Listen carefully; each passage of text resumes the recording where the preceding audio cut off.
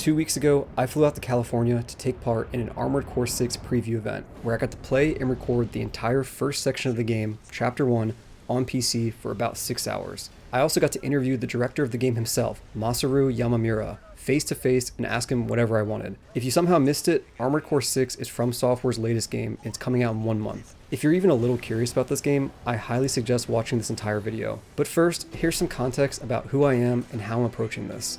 I consider myself a pretty big FromSoft fan. Ever since Demon's Souls in 2009, I've been hooked on all their Soulsborne games. I love their approach to game design, and I love the worlds they create within their games. If I had to pick one game developer as my all-time favorite, it would be FromSoft. However, prior to this event, I'd never actually played an Armored Core game. I considered fixing this before playing the newest one, but I decided not to for 2 reasons. 1, I didn't want to risk getting burnt out on the series right before the new one came out, and 2, I wanted to offer a more relatable perspective to everyone who might watch this video. What I mean by that is I'm willing to bet the vast majority of you are fans of Elden Ring and or the other Soulsborne games FromSoft has made over the past 15 years, but like me, you probably haven't touched Armored Core. This is due to the simple fact of Armored Core being a far more niche series when compared to the record-breaking success of stuff like Dark Souls and Elden Ring. So my goal here is to provide a complete overview of the game and share my thoughts from the perspective of someone who's a FromSoft fan but not an AC fan, to help you figure out if you want to try the game. I know Armored Core 6 can look intimidating and overwhelming at a glance, so I want to walk you through it and show you that it's not as unapproachable as you might think. If you want my quick review, I think this game is awesome. I was a bit hesitant at the start, but by the time I beat the final boss of Chapter 1, I was completely won over. AC6 is consistently this gorgeous spectacle of machine versus machine. Combat is fast, fluid, and surprisingly complex as you get into fights while piloting a mech you can fully customize. While it's not quite like anything I've played before, it still has those unforgettable signature FromSoft boss fights that had me jumping out of my seat when I finally got them. This is a fun and rewarding game, and while it's no doubt not going to reach the mainstream appeal of something like Elden Ring, I think there's something incredibly special and fresh here that I hope people don't ignore. So let's get started with a basic overview. Armored Core 6 is a mech game where you customize and pilot a mech from a third-person perspective. This game revolves around going on missions, earning money from said missions, and then using that money to purchase parts for your mech. These missions are relatively short, and your objectives are usually destroy other mechs, blow up a marked target, and or defeat a boss. The levels feel big, but you're not here to explore. You get in and you get out. Between missions, you can customize your mech with a variety of parts, and in doing so, you can potentially change the entire build and feel of your mech. And as you do all of this, a story unfolds in the background as different corporations and individuals hire you, a mercenary mech pilot, to complete missions for them on the surface of the planet Rubicon 3. Now, what are the controls and how does the game feel to play? For reference, I played on an Xbox controller, so I'll be referring to that when explaining inputs. First off, you move around with the left stick, and with no other input, you'll just walk around. But if you tap B, you'll engage boost movement where you get to slide around on jets. This is the state you'll be in for 99.9% of the game because it doesn't cost any energy, and this is a game where you kind of want to be moving constantly to evade attacks. Next, you can press A to jump and hold A to ascend. Ascending costs energy, which is displayed at the bottom middle of the screen. When you're grounded, your energy will replenish rapidly. It's functionally just a stamina bar. However, you gotta be mindful about completely depleting it because you won't be able to use any actions that require it until it fully refills. There's a few other actions that require energy, so let's cover those now too. First is the quick boost, which is activated by pressing the X button. As the name implies, this provides a quick boost in any direction. If you want to be Dark Souls brained about it, you can kind of think of it like a dodge roll, since it's usually used for evading attacks. But it can also be used to simply help you maneuver around and get a better angle on the enemy. On the topic of dodge rolls, remember this is Armored Core, not Dark Souls, and there are no iframes. Quick boosts would often help me avoid big damage, but I'd still sometimes take some damage since attacks can come in the form of things like a barrage of missiles, where some of them will slip through. Also worth noting is that quick boost can be activated mid-air too. The other action that requires energy is an assault boost. This is activated by pressing down on the left stick, and it jets you forward at very high speeds. It's introduced as a means of traversal, but its primary use is during combat to be aggressive and close large gaps. Additionally, while assault boosting, you can press left or right to do a boost that propels you to the side, and this can be useful in avoiding attacks as you close in.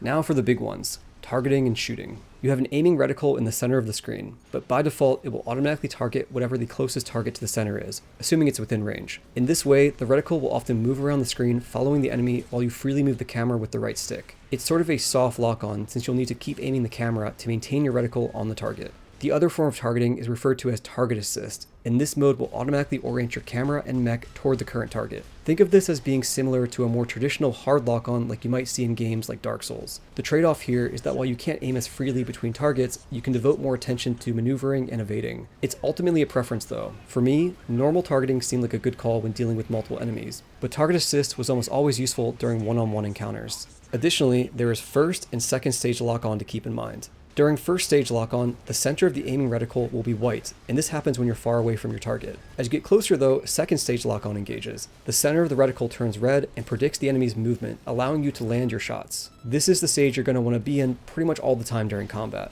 But yeah, once you're locked on, you just press the shoot button and your bullets or missiles will fly toward the target. You can have up to 4 weapons equipped at a time, 2 hand weapons and 2 shoulder weapons. The hand weapons are activated by pressing right trigger or left trigger for the right and left hand respectively. Depending on the weapon, you may be able to fire from both hands at the same time. However, with the starting loadout, your right hand is an automatic rifle and your left hand is a close range energy sword, and these have to be used separately. The other weapons you get are shoulder weapons. These are activated by pressing the right bumper or left bumper for the right and left shoulder respectively, and these usually take the form of something like lock-on missiles. The important thing to remember is that you can and should be firing from your hand weapons and shoulder weapons at the same time, so picture your index and middle fingers on the controller pressing both triggers and bumpers simultaneously. Fights are typically a constant barrage of bullets and missiles with short breaks between firing as you automatically reload. On the topic of shoulder weapons, multi-lock is a thing. By default, your starting missile launcher sends 4 homing missiles at a target, but if you hold the right bumper and then move the reticle over multiple targets, the missiles will split and hit everything you've targeted at the same time. This is a very useful option to remember when dealing with groups of enemies.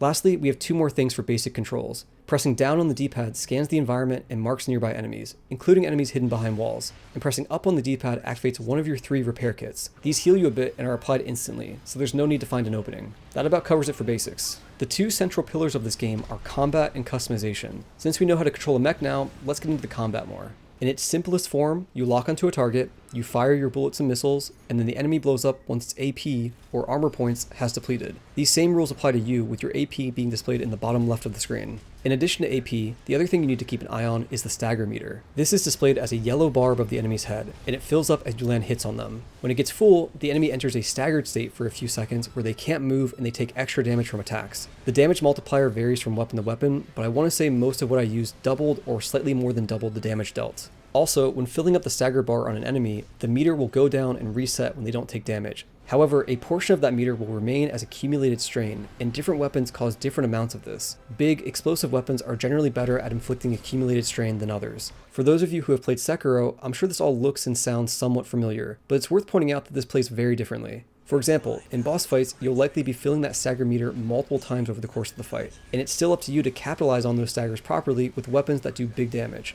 There's nothing worse than staggering a boss but being unable to do much as your weapons are reloading. Also important to note is that this all applies to your mech as well. If you take too many hits, you can find yourself in a staggered state and unable to move, so keep an eye on your stagger meter at the bottom of the screen. This stagger mechanic is central to the entire game, especially for larger enemies and bosses. It's this constant dance of avoiding attacks while keeping up the pressure to build up stagger. But winning fights doesn't begin on the battlefield, it actually starts in the garage with the weapons you choose to equip. Every weapon has an attack power and an impact value. Attack power is how much AP damage the weapon does, and the impact value is how much stagger damage the weapon inflicts. With most weapons, there's a trade-off between focusing on attack power or impact, and it's usually a good idea to have some specializing in both so you can stagger an enemy and then capitalize on it properly. On the topic of impact, some weapons allow you to fire them while assault boosting. During an assault boost, you'll deal extra impact damage to enemies and receive reduced impact damage for yourself. This bonus also applies to melee weapons, so it's a great option for closing the distance between you and a target. But yeah, there are assault rifles, shotguns, missile launchers, grenade launchers, plasma cannons, energy swords, and a bunch more. They all feel different and seem useful under different circumstances, so there's a lot of fun options here. Special attention should be given to the energy sword since I was a big fan of it. It's an exception to that trade-off between attack power and impact I mentioned, as it excels at both. The likely reason for this is that finding melee openings can be tough and risky, and the game rightly rewards you for landing those hits. You can do 2 quick attacks or 1 charge attack before needing to wait for the sword to recharge. There are other melee weapons in the game too, like the pile bunker. Now if you're like me, you might be thinking about going for a double melee build with a sword in each hand, but unfortunately I believe melee weapons are limited to the left hand only. You can also equip a shield on your left shoulder to block attacks. Shield output is maximized 1 to 2 seconds after deployment. Blocking during this window is referred to as an initial guard, and taking advantage of it can help minimize damage and stagger buildup. I didn't get the chance to experiment with the shield too much, but I found myself pulled away from it since it meant having to sacrifice one of my 4 weapon slots for a purely defensive option. To add on to that array of combat choices, there are 2 bonus actions you can unlock, a boost kick and a core expansion. The boost kick is a kick you can do at the end of an assault boost that deals extra impact damage, and core expansions are one-time use super abilities that seem to be defensive oriented, at least in terms of what was available in Chapter 1. The core expansion I had was called Pulse Protection, and it allowed me to create a bubble shield to block attacks. You can also unlock a quick turn, fully manual aiming, several other core expansions, and more, but I sadly did not get the chance to try these out since you purchased them all with OST chips earned from arena missions, and we were limited to just the first 3. But weapons are only half the battle when it comes to combat. The biggest thing that I think new players might forget is that your mech can go up. In other action games, like Elden Ring for example, you're limited to moving forward, back, left, and right during fights. But in Armored Core, there's this whole extra dimension from the verticality that comes from being able to fly. This is very important to remember since being midair can help you do things like avoid certain attacks more easily or get a better angle on the enemy. As someone not used to these games, this took a bit to fully click for me, and I imagine other newcomers will have a similar experience. The tricky part in all of this is energy management. Quick boosting, assault boosting, and ascending all use energy, so you really gotta keep an eye on where your energy is at to avoid getting stuck and being unable to dodge attacks. As a whole, this combat system can be a lot to juggle, and I was certainly feeling that at times. But honestly, don't stress too much. The smaller enemies are especially not much of a threat. It's hard to gauge what the overall difficulty will be in the full game, since a lot of what we saw was likely intended to ease the player into things, but it was very manageable. However, the big boss fights are no joke, and the final one really pushed me. I probably failed a couple dozen times there. And, like the Souls games, difficulty is even more subjective since it's highly dependent on your build. Me struggling on that boss was at least in part due to me being stubborn with my loadout, and there's a good chance you can make encounters far easier on yourself with specific builds. So now that you've seen some boss fight footage, if you're like me, you may be having some similar thoughts. And those thoughts are, this reminds me a lot of some other games that have boss fights with big telegraphed attacks and flaming swords. Now, I've been sitting on the sidelines seeing people get into heated debates over the term Souls-like, and asking questions like, is AC6 a Souls-like? And against my better judgment, I'm gonna weigh in. Basically, it's pretty simple. No, Armored Core 6 is not a Souls-like. It's Armored Core 1000%. However, I think it's impossible to look at fights like this and not see the influence that the past decade of game development had on FromSoft when developing AC6, and I wouldn't fault anyone for saying this game has a couple Souls-like or Souls-adjacent elements while not literally being a Souls-like. In fact, the director himself went into this topic of influence from past games during our interview, so make sure you don't skip that part of the video later on. Anyway, let's leave it at that for now. With combat out of the way, the second major pillar of Armored Core to discuss is mech customization. First, you buy parts at the parts shop, and then you assemble by selecting assembly. Both are accessed between missions. I'm going to preface this by saying that this is where the game can seem especially intimidating as a newcomer, but I promise you it's not as bad as you think. Don't let this screen of numbers scare you off. I'll walk you through it. Basically, your mech consists of 11 different parts, and you can mix and match them however you want. The first 4 are easy. They're just your 4 weapon slots. 2 hand weapons and 2 shoulder weapons. The next 4 form the body of your mech. Head, core, arms, and legs. These 4 determine the total AP or durability of your mech. Next is the generator, which provides power to your mech. Then we got the booster, which helps determine the speed and movement for quick boosts and assault boosts. And lastly, we got the FCS or fire control system. This helps determine the accuracy of your mech from different distances, as well as the lock-on speed for missiles. Now, obviously all of these parts are more complex with various meters and numbers on screen, but there's really just 2 things you have to keep in mind: your weight load and your energy load. Each part you equip has a physical weight that increases your weight load, as well as an energy cost that increases your energy load. As long as you can keep both your total weight and energy below their limits, you're good to go. But Pine, what determines your total weight and energy limits? Good question. Your total weight limit is determined by the legs you choose, and your energy limit is determined by the generator you choose. That's it. Just select one of each and build the rest of the mech from there. Now, if we're talking bare minimum, that's enough to at least build a functioning mech. But there's a few more important details to consider when it comes to choosing parts. First is the legs. Not only do they determine how much weight you can carry, but they also wildly change how your mech moves around and controls. There are 4 different archetypes, and I'll list them in order from lowest to highest weight limits: reverse joint, bipedal, tetrapod, and tank. Bipedal legs can be thought of as the default with no specialty. Reverse joint legs let you move faster and jump high at no energy cost. Tetrapod legs let you hover at a low energy cost by tapping A in midair.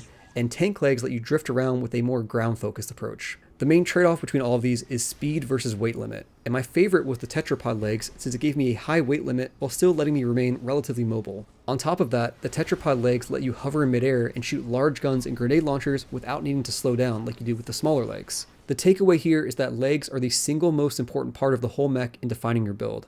Next, generator. Why not just equip the generator that gives you the highest energy limit? Well, similar to legs, the trade-off is speed, but speed in this case refers to how fast your energy bar recovers during combat. So big generators with a high limit means slower recovery. I mentioned it earlier, but the other big thing to pay attention to is the attack power and impact value of the weapons you choose. They're both useful, and it's ultimately up to you to choose what to focus on. The rhythm of the fight will depend largely on your weapons. Gliding around with machine guns feels a lot different than firing a rocket launcher. Who knew? There are more details like your arms determining how heavy your hand weapons can be, or your head determining the range of your scans. but that covers the basics for most of what I engage with during my limited playtime. One more key thing to mention is that parts can be expensive. I only had enough money to purchase a handful of different parts at any given moment. Luckily, you're always free to sell back parts for a 100% refund, and you're also free to replay missions to keep earning money. So don't hold back on experimenting with builds, and don't worry about running out of cash. Overall, while I didn't have the chance to experiment nearly as much as I wanted to, I can easily see the potential in creating distinct builds suited for different encounters. This gets to the heart of what Armored Core is about: customizing your mech and trying different loadouts for different missions. Like I mentioned earlier, I really struggled the first time with the final boss of Chapter 1, but then I replayed the mission after switching to something different and beat it on my first try. If you're curious, I decided to go with a grenade launcher in one hand and a plasma rifle in the other. My logic was that I'd quickly stagger him with the grenade launcher and follow up with the high damage of the plasma rifle. It worked like a charm. Your build matters a lot here, and unlike a game like Dark Souls or Elden Ring where you usually commit to one thing for a whole playthrough, here you're encouraged to change it up whenever you want. As a fun bonus, one of the cool new features they added is online build sharing, where other people can upload their builds and then you can download them to try for yourself. So for example, imagine you're stuck on a boss. It sounds like you can see what other people use and try their loadout with the press of a button. I'm assuming you need to own the parts already or have enough money though. But yeah, the bottom line is that while customizing has the potential to go very in depth, as long as you keep the essentials in mind, you'll probably be fine, especially if you experiment with other people's builds. Don't let this part of the game intimidate you.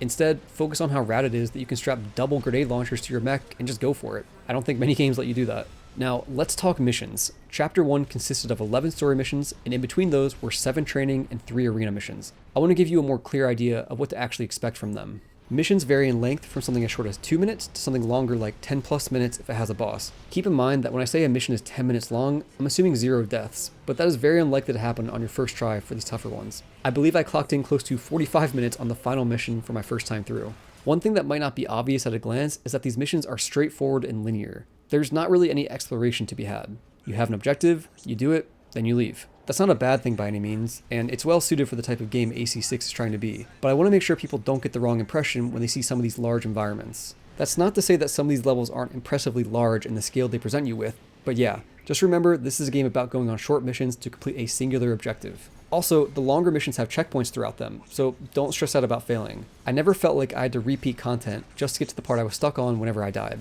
Dying on a boss puts you right back at the start of the fight. When you do finally complete a mission, you're shown how much money you've earned after accounting for deductions in repairs and ammunition. There's something especially funny about the idea of getting a rocket launcher to fire, but knowing it'll cost you $1,000 each time you pull the trigger. The training missions are in this simulation zone, and they're used to introduce combat mechanics and the different types of legs you can equip on your mech. Arena missions are short one-on-one fights against custom mechs. It seems like there's 29 in total for the game, and you unlock them as you progress. I only got to do the first 3, but they were surprisingly easy. I hope the later ones get more demanding, and I'm sure they will. Now, I want to give a brief overview of my 3 favorite story missions. Mission 7 sees us scaling this giant mining ship to break it apart piece by piece. It begins with you approaching from the ground and being tasked with attacking its legs. After doing enough damage, it falls over and you can start climbing. More than any other mission, this one really presents the impressive sense of scale that's capable in this game, and I found myself just staring at the screen taking it in. As you're destroying the ship, a giant mechanical eye shoots lasers at you, and the mission culminates with you fighting the eye as a mini-boss before needing to evacuate to avoid the explosion of the mining ship. Just a fantastic spectacle. See that, 621? The Strider's blowing itself up. A fitting end for something built to fail. Next, Operation Wallclimber sees us approaching a giant wall as we're being pelted by artillery. I had to use buildings as cover as I approached the wall, and it was surprisingly tough having to deal with such an oppressive force. When I reached the wall, I made my way into the interior and met the mech pilot Rusty. Together, we teamed up to fight the boss of the zone, the Juggernaut. And what a cool fight. It fires missiles and charges at you, and it's protected by a shield up front that blocks almost all damage. So to defeat it, you gotta dash around and get behind it. The first half of the fight isn't too bad since Rusty takes aggro, but the second half is tricky since Rusty leaves and you gotta really work to find those openings. Great fight and great mission, and I'm proud to say I got it on my first try. Confirmed. Juggernaut destroyed.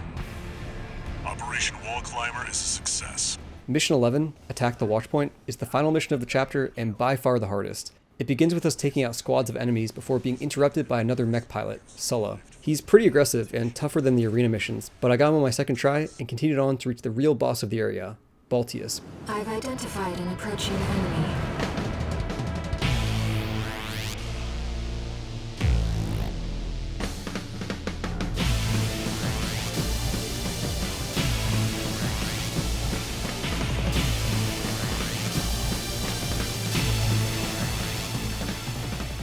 This dude loves missiles, and I learned that I'm terrible at avoiding them. I really struggled here and made use of the mid-mission assembly to change my weapons, but the loadout I settled on was 2 missile launchers on my shoulders, an assault rifle in my right hand, and the energy sword in my left. My strategy revolved around trying to get in as many melee hits as I could, since it was by far the most effective thing I had at dealing stagger damage. And this guy had so much health that I needed to take every stagger break I could get.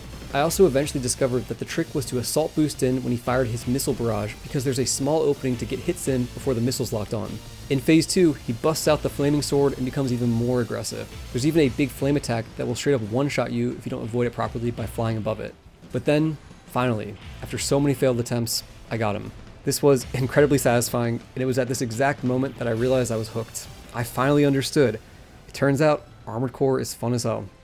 That about covers it, but before I share my closing thoughts, there's one more big thing to share. As I mentioned at the start, I got the chance to interview the director of the game himself, Masaru Yamamura, face-to-face in person. This was an unbelievably surreal experience and a huge honor. For context on who Yamamura is, he's best known for being a gameplay designer on Bloodborne and the lead gameplay designer on Sekiro. This man has helped shape some of my favorite games of all time, and now he's directing what is shaping up to be this fantastic Armored Core game. Then there's me, this dumbass YouTuber he has to deal with and answer questions for. To make matters funnier, I didn't even realize I was getting the chance to speak with him until 15 minutes before. I was under the impression I was going to talk to a PR representative from Bandai or FromSoft. So when it was clarified minutes before that I was speaking to the man himself, the guy, the director, I had to quickly change up my questions to be more geared toward him. I panicked, came up with some questions I thought were good, then walked into the private conference room where Yamamura was waiting for me. I shook his hand and sat 4 feet across from him with a translator seated between us to help facilitate the interview. Despite the circumstances, I was lucky enough to receive some really great answers from Yamamura.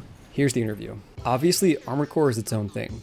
But is there any influence from previous games that was part of the design process? And what can you point to specifically? I think of the Sekiro stagger system coming to mind. So it was our policy, as you said, to make AC6 AC. So that was the core, the assembly, doing battle with your personalized mech. That's what AC is to us. That was important to maintain. However, yes, our development over the last 10 years of titles has been important, and we wanted to incorporate elements that made sense from that knowledge. Not necessarily specific direct takings from certain games, but thinking from that accumulated experience of game dev. So for instance, the expansive 3-dimensional map design, the battle design, these boss battles, what we're going for now, we wanted that to lift up what makes AC great. When you speak of the stagger system, for instance, this is not a deliberate taking from Sekiro. It's just a design process that happened to resemble Sekiro's posture system in the end. The design of the stagger system was intended to create this ebb and flow to each encounter, where you have that final satisfaction at the conclusion at the end. But you also have these kind of waves of satisfaction throughout that sort of bring the player in close, get them to do damage, and make them go back and forth. That was the intention of the stagger system.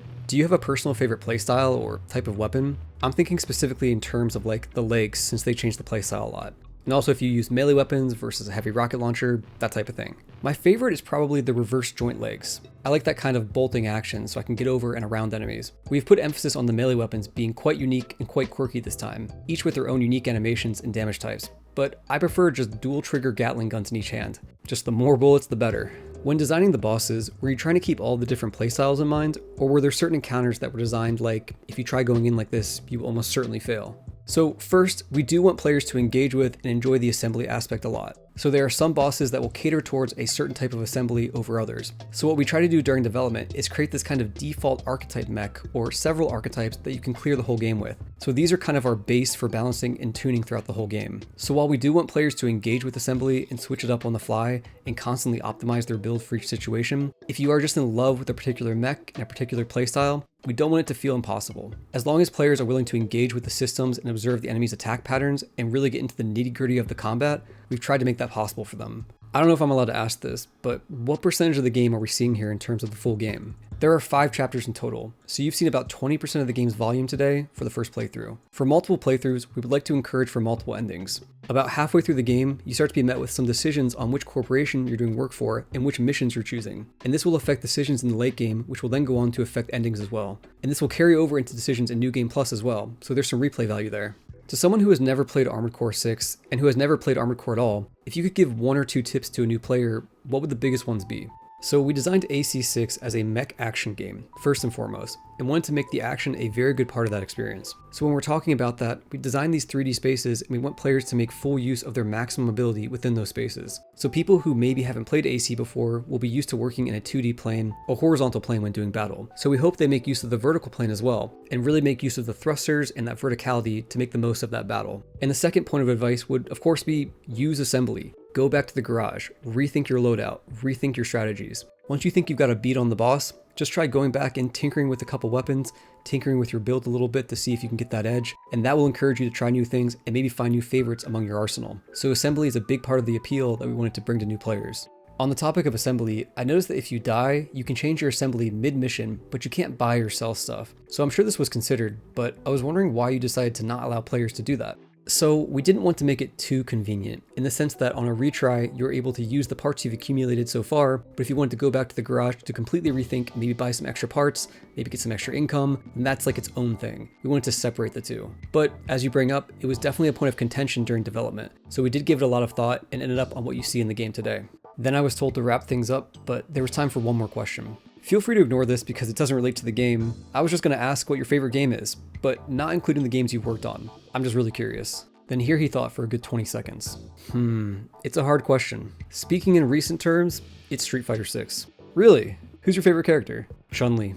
And there you have it. That was my whole interview. Again, this was a huge honor, and I want to thank Yamamura personally for giving me some of his time and providing such thoughtful and fun answers for me to share with you all. But yeah, what are my closing thoughts on AC6? If you're a huge Soulsborne fan, don't come in expecting mech souls, but try to keep an open mind knowing that you might really enjoy AC6 all the same. There's deep combat and a surprisingly satisfying gameplay loop of doing missions, earning money, and customizing your mech. And while it's absolutely not a Souls game, the boss fights have a similar vibe as you dodge around and learn telegraphed attacks one failed attempt at a time. Wrestling with the controls, figuring out how things worked, and learning tricks to enemies and bosses was very reminiscent to my first Souls game experience. AC6 is obviously completely different, but the feelings it evoked in me were all too familiar. While I haven't seen enough to form a full opinion on the game, I've seen more than enough to be excited for the full release. This will understandably not have the same sort of widespread appeal as something like Elden Ring, but for those of you who are willing to give it a shot and be patient, I think you'll be in for a fun time. Thanks for watching, and have a good one.